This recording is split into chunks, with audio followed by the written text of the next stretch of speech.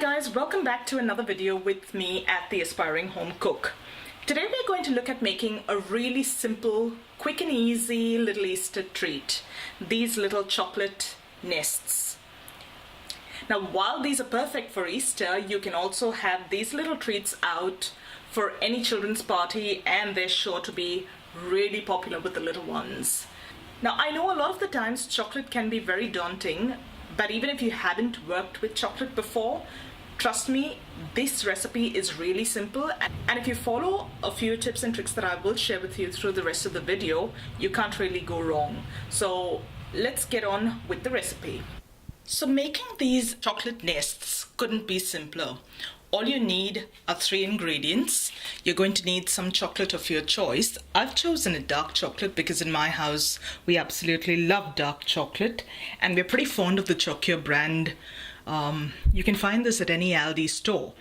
That being said, you can use any chocolate of your choice, whether it is milk, dark, any brand that you prefer or have at home. You're also going to need some fried noodles. These are the ones that you get that come ready to eat. So you can just add them to a salad or stir fry. They're completely cooked and there's nothing really that you've got to do with these. So we're going to use a packet of those. And I have used some speckled eggs. Now these are just candy coated chocolate eggs. Of course you can use any eggs that you have on hand. Try and see that they're slightly on the smaller side. They tend to look cuter at that size, and the nests that we're making are not going to be very big. So keeping portion control in mind and proportion in mind, something at this size should suit it just fine. If you're looking for something different, you could also use jelly beans and they'd work just as well. All right, so let's have a look at how we're going to pull this all together. The first thing we're going to do is melt the chocolate. Now I'm going to use a double boiler method.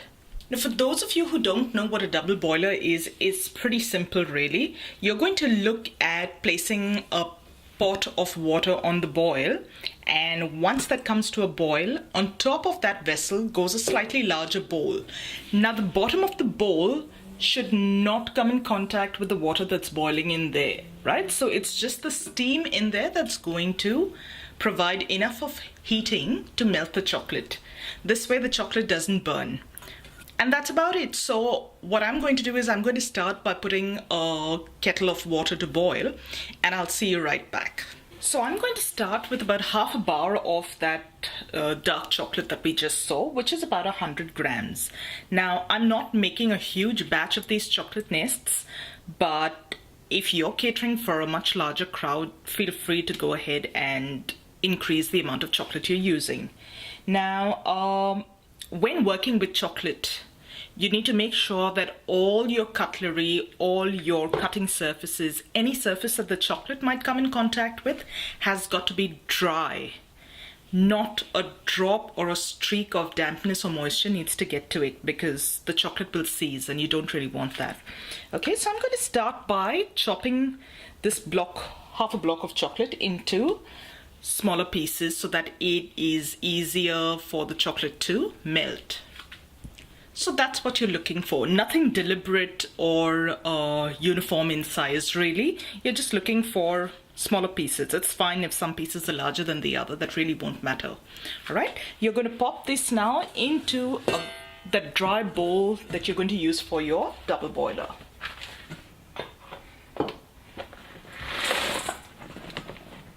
So I've turned the heat on to medium-high, and in my pot I've got a little bit of water. This is from a recently boiled kettle, so it's already, I don't know if you can see it, but there's a little bit of steam already going.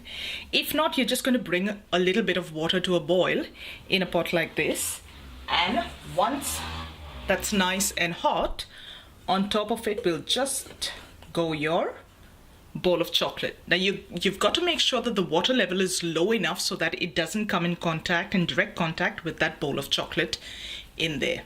Yeah, you're just going to leave it till the chocolate melts now. So it's been about 4 minutes. Now taking a very dry spoon, I'm just going to show you what that looks like. Watch out, because the bowl, if you're using a metal bowl, gets hot.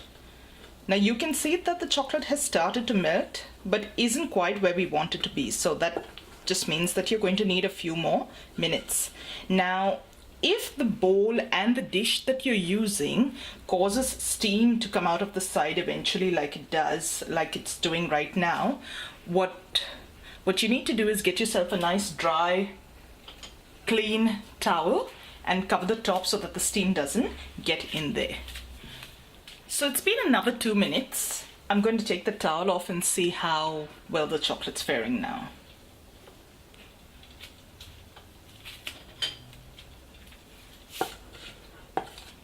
Oh, there we have it. I think this is good to go. Now I'm going to set this aside so that the rest of the chocolate can melt. What you're looking for is a nice smooth consistency.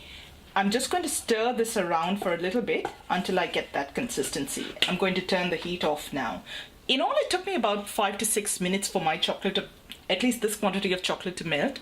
But don't really go by time here. Have a look at your chocolate, see how it's faring, because it really depends on what the temperature, the ambient temperature is like. So let the chocolate tell you when it's done. Don't look at a clock or a watch to see how long to keep it on.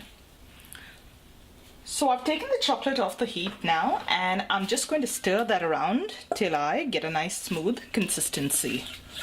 The bowl is still warm, so that's what's going to melt the rest of your chocolate.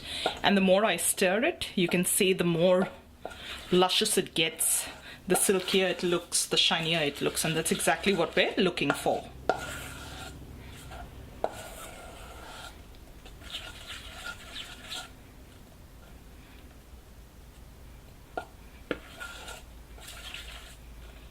There you go. That chocolate looks like it's ready now. All that's left to do now is leave this aside for a couple of minutes just to get that temperature a little lower than it is. The chocolate's fairly warm, and I'm trying to get it to like a lukewarm sort of temperature so that the fried noodles that we're using don't soften with the heat. So I'm back after letting the chocolate sit for a couple of minutes, and we're now going to add the fried noodles to the bowl. I've started off with half a packet. All you need to do now is stir that around.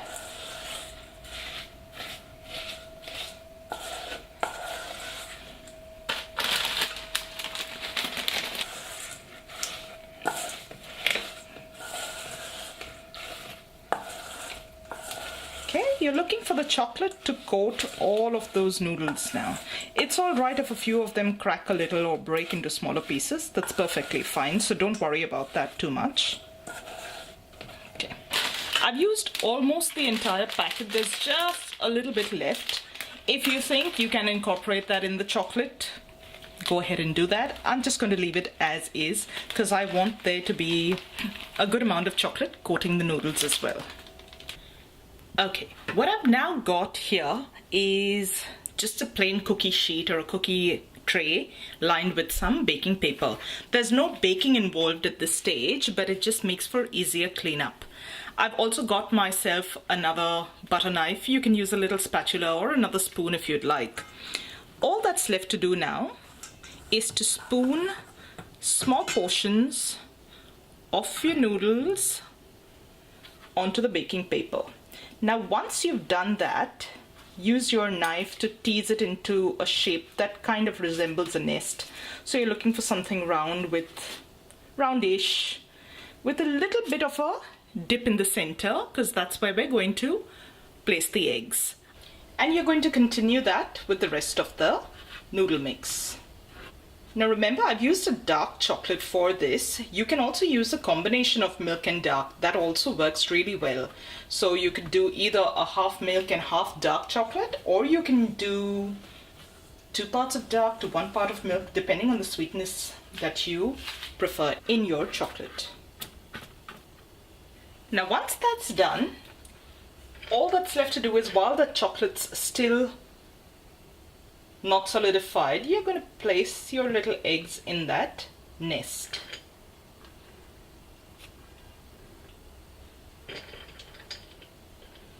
You can also do just 1 little egg if you're making the nests a little on the smaller side. You can do 2 if you'd like. This part is completely up to you.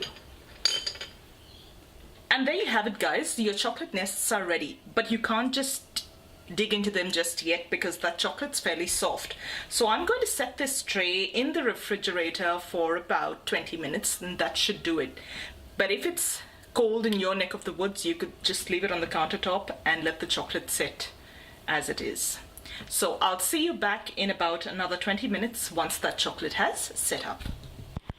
So it's been about 20 minutes since I placed my little chocolate nests in the fridge and they've hardened to the touch right now. So all that's left to do is place them on your serving platter.